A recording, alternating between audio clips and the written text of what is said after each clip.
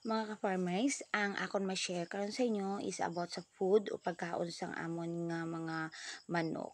So ang first to do namon ginahimo kay nang magpruning kami sa amon mga vegetables, ilang mga dahon wala namon siya ginausikan, amon na siya ginahimos kag amon po na siya gina-chop sang pino kay amo po ning isa namon nga ingredients nga ginasagol para sa pagkaon sa among mga manok. And also ga ano po ni kami ga like mga balatong wala po na namon siya ginausikan, wala namon siya ginahaboy ng mga reject nga balatong, amon po na siya like gina-slice ang pino para ihatag pod sa isagol di ay sa pagkaon sa amon nga mga manok. So kay ang kabalo naman gikamo nga ang balatong is a very nutritious vegetable sa siya. And also ginalaktan po naman siya mali agwa. Kay kabalo lagi ka po ang mali agwa is pinaka the best gina siya sa mga animals nga aton mahatag kay very high in nitrogen gid ang mali agwa. Like pwede po na siya naton ihatag sa aton nga mga kanding, baboy, mga animals naton. So ang amon is amon siya gina-chop sang pino para ihatag namon sa amon manok. Amo na siya among ginabuhat. So isa po na sa ginasagol namon sa pagkaon sa amon nga mga manok. And also nang ano po kami gagamit po kami fruits kay kanugon man siya nga mataktak lang ato fruits nga hindi naton siya magamit.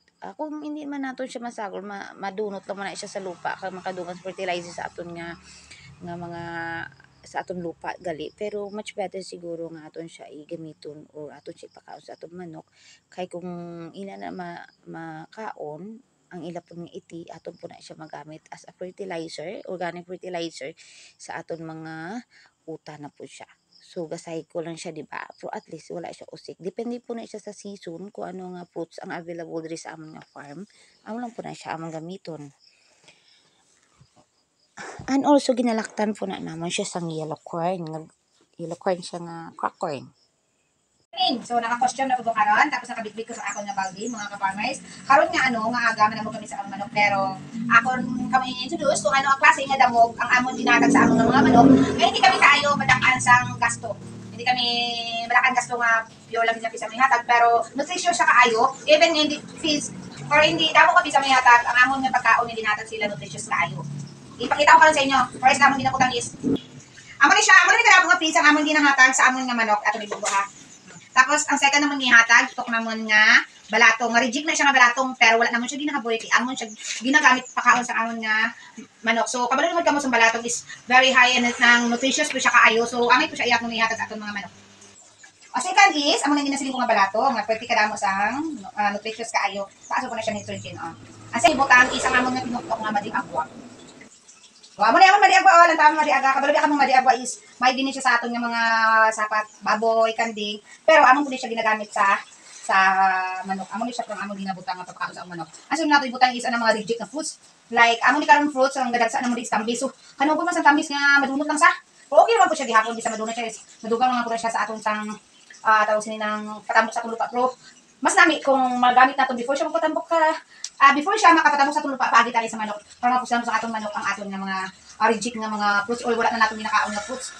Sama na ni amon nga tambis tihan ni taw na makatuktok kay amon nga manok mga maarte kaayo hindi magtuktok kung amon lang itsa ang tambis kay makaon sila kung natuktok na siya pro kay gamay pa man amon manok amon nga na siya tuktokan so someday na hindi na guro kay hindi naman na taos ni man anang taas na nga time kung masigi patatuktokanay. Sama na amon ginamit sila tapos may sabon na pud rin siya nga dahon sa nga palaya. Ano abis okay kay wala pa ko kahuman nag-iimpo ng palaya so wala na namo na tapos ato na siya nga lugayon. Para ma-more nutritious pag ang aton gihatag sa atong mais, sa atong manok. Butangan naton siya sa mais. Aning mais galing wala namon ni galing lang namon dito sa amon nga grinder. Itong last time amon gi-video nga grinder. Amo to siya ang amon ginagamit para pagaling siniso para mas nutritious pag siya aton siya butangan sa mais, din aton siya i-mix. O see, may pagkaon na sa aton manok hindi kayo gasto pero nutritious siya kaayo. O see, amo na siya kadamo. Amo na lang siya gidugangan pero then aton siya i-mix na. Amo ni siya everyday ang ginakaon sa amon nga manok. Depende siya sa fruits na available sa amon diri nga farm. Pero ang madri agwa kag mais is permanente na siya. Ang vegetables depende mo po na siya sa amon nga tanong diri kung ano po ang available.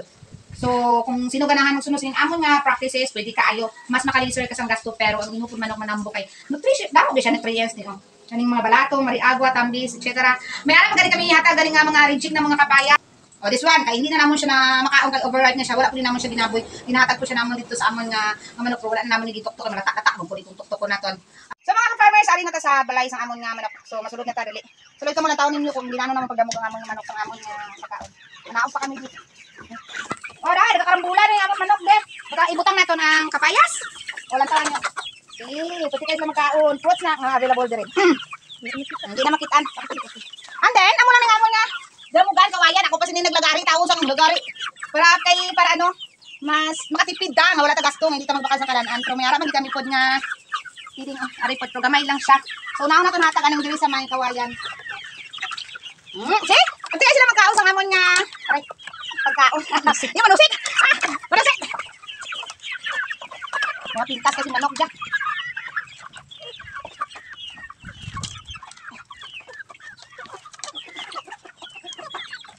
Lilin. Nga, gagaway pa.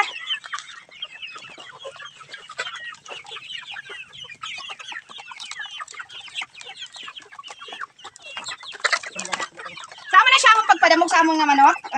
Kaagi sa amon nga ginahimo nga damog. Ang nilatawan yung kapayo so dunot-dunot na. Pati na sila magkaon. Gagawa nay. Nami ana, ginataban-taban ginang tambis. Oh, see? Ginataban-taban ginang mga tambis. Kita nga natin. Dinaamo diri nga iya ginabutangan naman sa uhot para hindi siya magbaho. Pero kung damo na siya iti, amo naman po siya. Himuso nang ang uhot tapos itampok naman dito sa kalamnan sa amon nga mais. Para patambok po siya, papahalbo sang amon nga iliya dito sa maisan.